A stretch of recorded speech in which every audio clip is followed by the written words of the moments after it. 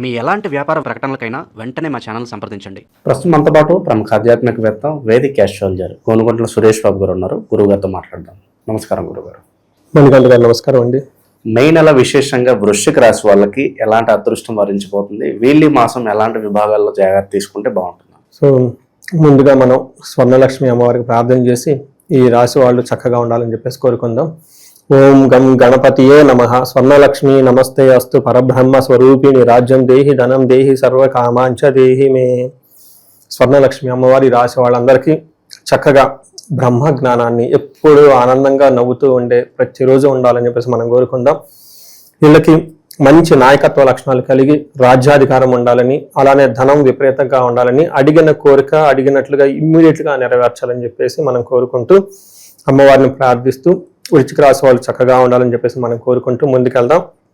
వృశ్చిక రాశి వాళ్ళకి విశాఖ 4వ పాదం, అనురాధ 1, 2, 3, 4 పాదాలు, జ్యేష్ఠ 1, 2, 3, 4 పాదాలు అంతా ఇందులో ఉంటారు. పేరు బలం బట్టి మనం చూసుకుంటే తో, నా, నేను, నే, నో, యా, ఈ, యు అన్న లెటర్స్ అంతా కూడా వృశ్చిక రాశిలో ఉంటారు. మనం ఈ రాశిలో ఈ మంత్లో 4 ముఖ్యమైన జ్యోతిష శాస్త్రం ప్రకారం ఇంపార్టెన్స్ ఉన్నాయండి. ఒకటి, ఈ మాసం వైశాఖ మాసం పౌర్ణమితో స్టార్ట్ అవుతుంది. బుద్ధ పూర్ణిమ అంటారు. అంటే జ్ఞానానికి, ఎడ్యుకేషన్కి, యోగాకి, మెడిటేషన్ చేసే వాళ్ళకి చాలా విశిష్టత కూడుకొని ఉంటుంది. ఆధ్యాత్మికంగా ఉండాలనుకున్న వాళ్ళకి అద్భుతమైన మాసం అది. అద్భుతమైన పౌర్ణమి కూడా చాలా పవర్ఫుల్ అనమాట. ఇది చేసుకుంటూ దీంతో పాటు కొంతమంది హనుమత్ జయంతి చేసుకుంటూ ఉంటారు.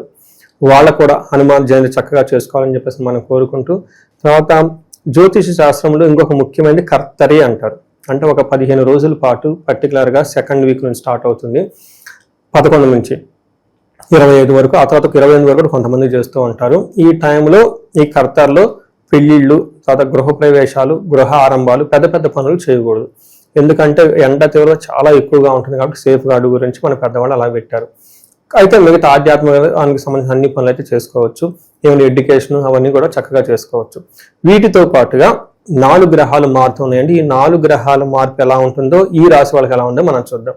ఈ రాశి చూసుకుంటే ఆల్మోస్ట్ వీళ్ళకి ఒక మంచి టైం అని చెప్పుకోవచ్చు.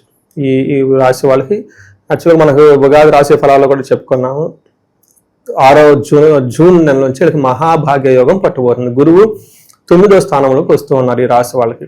ఇది ఇప్పటిదాకా పడిన ఈ ప్రాబ్లమ్స్ నుంచి అంతకుముందు అర్ధాష్టమ శని, తర్వాత అష్టమ గురువు, ఈ 3 years కొంచెం అటు ఇటుగా ఉండి జాబులతోటి ఇంట్లో ఇబ్బంది పడిన వాళ్ళంతా ఒక స్టెప్ కాదు, ఒక 1000 స్టెప్పులు పైకెక్కి ముందుకు వెళ్తారని చెప్పేసి ఖచ్చితంగా చెప్పవచ్చు. దానికి శుభ సూచికంగా ఈ మంతే వీళ్ళకి శకునాలు కనిపిస్తూ ఉంటాయి. అంటే ఈ మంత్ వీళ్ళకి బాగుంటుందని చెప్పుకోవచ్చు. కొన్ని ఛాలెంజెస్ కూడా ఉంటాయి, కొన్ని చక్కగా ఉంటుంది. అదేందో చూద్దాం. ఇందులో వీళ్ళకి శుక్రుడు 6వ ప్లేస్లో ఉంటారు. ఫస్ట్ 15 days శత్రు నాశ అంతా అంటారు. అంటే శత్రులు అనేవాళ్ళు వీళ్ళ కళ్ళ ముందు లేకుండా వెళ్ళిపోతుంటారు. తర్వాత సూర్యుడు వీళ్ళకి 7th హౌస్లో ఉండటంతో తీర్థయాత్రలు ఎక్కువ చేస్తూ ఉంటారని చెప్పుకోవచ్చు. తర్వాత 6వ స్థానంలో కుజుడు మంగళుడు ఉండటంతో సంపదలు వస్తాయి. తర్వాత శుక్రుడు 8వ స్థానంలో ఉండటంతో మహా దుఃఖాంత అంటారంటే ఇప్పటిదాకా పడిన స్ట్రగుల్స్ నుంచి మొత్తం ఆగిపోయి చక్కగా ముందుకెళ్తారు, సంపదలు వస్తాయని చెప్పుకోవచ్చు. ఒక్క బుధుడు మాత్రం వీళ్ళ చుట్టూ కొంచెం విరోధుల్ని అయ్యే అవకాశం ఎక్కువగా ఉంటుంది. వీళ్ళు కొంచెం మాట దురుసుగా మాట్లాడటంతో, కమ్యూనికేషన్ రాంగ్గా చేయటంతో కొంచెం తెలిసిన వాళ్ళు, బంధువులు వీళ్ళతో కోపపడే అవకాశం ఎక్కువ ఉంటుంది. ఇంతవరకు గమనించాలి. ఇప్పుడు మనం ఒక్కొక్క గ్రహం ఎలా ఉందో చూద్దాం. సూర్యుడు ఫస్ట్ 6th హౌస్లో ఉన్నారు కాబట్టి చాలా బాగుంటుంది. 15th తర్వాత మారటంతో వీళ్ళకి సామంత జన విద్వేష ఉత్సాహ భంగకారిణి అంటారు. అంటే వీళ్ళు ఉత్సాహంగా ఏదైనా పని చేస్తూ ఉంటే వీళ్ళ ఉత్సాహాన్ని ఏమంటారు నీరు గారుస్తూ అందరూ ఉండే అవకాశం ఉంటుంది. తర్వాత భార్యతోటి, పుత్రులతోటి భేదాభిప్రాయాలు వచ్చే అవకాశం ఎక్కువగా ఉంటుంది. వీళ్ళ కింద పని చేసే వాళ్ళు ఎవరు అంటే వీళ్ళకి సపోర్ట్ ఇవ్వరు. నాకు ఉత్సాహం ఉంటుంది, మా కింద ఉన్న వాళ్ళ దగ్గరికి ఆ ఉత్సాహం లేకపోతే ఏమవుతుంది, మనతో చక్కగా మాట్లాడుకుంటాం, కెమెరామెన్ రాకపోతే, ఎడిటర్ రాకపోతే ఇంకేమవుతుంది, ఉత్సాహం కాస్త ఆగిపోతుంది. అలా ఉండే అవకాశం ఎక్కువగా ఉంటుంది. ఫిజికల్గా బాగా టైర్డ్నెస్ కూడా ఉంటారని గమనించాలి. అయితే మనం ఏం చెప్తాం, సూర్యుడు ఇక్కడెక్కడ ఇబ్బంది పెట్టడు, ఆటంకాలు కలిగిస్తూ ఉంటారు కాబట్టి ఉత్సాహంగా వెళ్ళిపోతే ముందుగా బాగానే ఉంటుంది. ఇక్కడ మెయిన్ ముఖ్య అంశం ఏంటంటే 6వ స్థానంలో వీళ్ళకి కుజుడు ఉండటంతో చాలా బాగా ఉంటుంది. కొంచెం హెల్త్ విషయంలోనూ అవమానాలు జరిగే సంఘటనలు ఉన్నప్పుడు కానీ 6వ స్థానంలో కుజుడు ఉంటే బాగుంటుంది. ఏ విధంగా బాగుంటుంది? వస్త్రలాభం, ధాన్యలాభం, ధనలాభం, యశ, అంటే కీర్తి ప్రతిష్టలు ఉంటాయి అని చెప్తారు. అంతేకాకుండా మనోల్లాస, మన మనస్సు అంతా ఉత్సాహంగా ఉంటుంది. ధర్మ సిద్ధి అంటే ఇలా మనసు చాలా ఇన్స్టిట్యూషన్స్ చాలా స్ట్రాంగ్ గా ఉంటుంది. ఆత్మబలంతో అన్ని పనులు చేసుకుంటారని చెప్తారు. మనకేం చెప్తారు, గురు బలం, ఆత్మబలం, శాస్త్ర బలం, రకరకాల బలాలు ఉంటాయి. ఇవన్నిటిని పెంచుకోవాలి. తెలిసిన వాళ్ళని, మంచి వాళ్ళని దగ్గర పెట్టుకుని సలహాలు తీసుకోవటం, బుక్స్ లో ఏం చెప్పారు, మన స్క్రిప్చర్స్ లో దాన్ని ఏం చదివారు, మన ఆత్మ, మన ఇంట్యూషన్ స్ట్రాంగ్ గా పెట్టుకోవటం, చిత్తశుద్ధి, ఇలా అన్ని బలాలు తీసుకొని ఒక మనిషి ముందుకు వెళ్ళిపోతుంటే అన్ని సాధించవచ్చు అని శాస్త్రాలు చెప్పారు. కాబట్టి ఈ టైంలో వీళ్ళకి ధర్మసిద్ధి అంటే ఇంట్యూషన్ చాలా స్ట్రాంగ్ గా ఉంటుంది, ఆత్మబలం చాలా స్ట్రాంగ్ గా ఉంటుంది అని చెప్పుకోవచ్చు. వీటితో పాటు వీళ్ళకి అనుకున్న పనులను చేసుకుంటారు, నూతనంగా వస్తువులు కొనుక్కుంటారు, ఆభరణాలు కొనుక్కుంటారు, బంగారం కొనుక్కుంటారు, పుణ్య కార్యాలు చేస్తారు, కీర్తి ప్రదేశాలు కూడా డిక్షనరీలో ఉన్న పాజిటివ్ వర్డ్స్ అని వీళ్ళకి చాలా ఈ టైంలో వచ్చేస్తాయి. ఎందుకంటే ఒక్క గ్రహం బాగుంటే చాలండి, అన్నీ బాగుంటాయి జ్యోతిష శాస్త్రంలో. అది మనకు చెప్పున్నారు అనమాట. ఒక్క గ్రహం ఉచ్చ స్థానంలో ఉండి సరైన ఏజ్ లో కనుక ఆ దశ వచ్చింది అనుకోండి, శుక్రుడి దశ ఉచ్చ స్థానంలో ఉండి 20 ఏళ్ళు ఉంటుందండి, అయిపోయింది. 20 ఏళ్ళు అన్ని కట్టేసుకుంటారు కదండి, అవునా కదా? అలా వీళ్ళకి ఈ ఒక కుజుడు బాగా యోగ్యతనిస్తూ ఉన్నారు. కుజుడితో పాటు శుక్రుడు కూడా యోగ్యతనిస్తూ ఉన్నారండి. యాక్చువల్గా వీళ్ళిద్దరు కాంబినేషన్ మంచిది కాదు. ఒకళ్ళు కొట్టే అన్నట్లు ఉంటారు, ఒకళ్ళు సాఫ్ట్ గా చెబుతుంటారు. ఇద్దరు బాగున్నారు. ఈ రాశికి సంబంధించిన నక్షత్రాలు వాళ్ళకి ఎలా ఉండవు? ఇందులో మనకి విశాఖ, అనురాధ, జ్యేష్ఠ 3 నక్షత్రాలు ఉంటాయి. విశాఖ, అనురాధ, జ్యేష్ఠ. ఇందులో విశాఖ నక్షత్రం వాళ్ళకి రాజ్య లాభము, వస్త్ర లాభము చూపిస్తుంది. అంటే ప్రమోషన్స్ వచ్చే అవకాశం ఎక్కువగా ఉంటుంది. తర్వాత దరిద్రము, ధనహీనత, మెయిన్ గా ఫైనాన్షియల్ గా అప్స్ అండ్ డౌన్స్ ఉంటుంది, కొంచెం జాగ్రత్తగా ఉండాలి. అనురాధ నక్షత్రం వాళ్ళకి ధన ప్రాప్తి ఉంది, జయప్రదంగా ఉంటుంది, రాజ్యలాభం ఉంటుంది. వీళ్ళకి బాగుంది. అంటే అన్ని నక్షత్రాలతో కంపేర్ చేస్తే అనురాధ నక్షత్రం వాళ్ళకి బాగుంది. సో వీళ్ళకి హెల్త్ విషయంలో కొంచెం జాగ్రత్తగా ఉండి, బంధనము, ఒక కన్ఫ్యూజ్ అనే పొజిషన్ లో ఈ రాశి వాళ్ళు, ఈ నక్షత్రం వాళ్ళు ఉంటారు, ఈ రాశి వాళ్ళు ఉంటారు. అంటే ఏంటి బంధనం అంటే ఫ్యూచర్ లో ఎలా ఉంటుంది?